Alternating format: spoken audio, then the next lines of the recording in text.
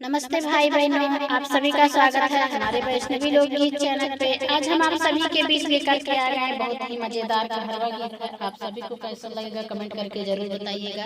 तो चलिए दोस्तों, देर ना करते हुए सुनाते हैं आप सभी को बहुत ही सुंदर नया मन भाविक लाचारी कहरवा गीत। कैसा लगेगा कमेंट करके जरूर बताइएगा। तो चलिए।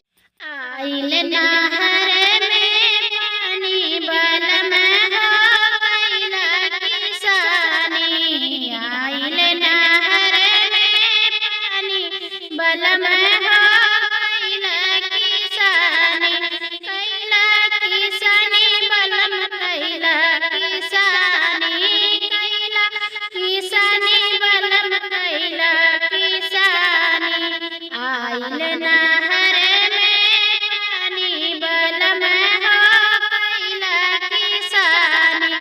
आइल नहर में पानी बलम हो कैला किसान। जब हो नहर की आइल सिंचैया, जब हो नहर की आइल सिंचैया, मम्मी भेजब हम सारी बलम हो कैला किसान, मम्मी बेचब आइल नहर में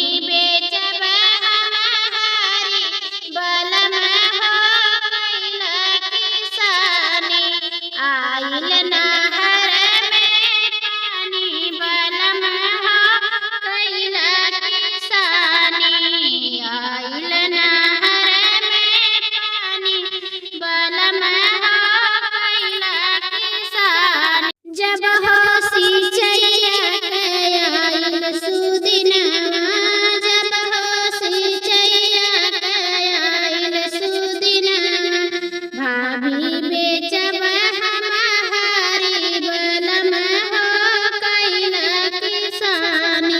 भाभी बेचब हमारी बलम हो कैला किसानी, आइल नहर में पानी बलम हो कैला किसानी, आइल नहर में पानी बलम हो कैला किसानी, कैला किसानी बलम कैला किसानी, कैला किसानी बलम कैला किसानी, आइल नहर में पानी बलम हो कैला किसानी।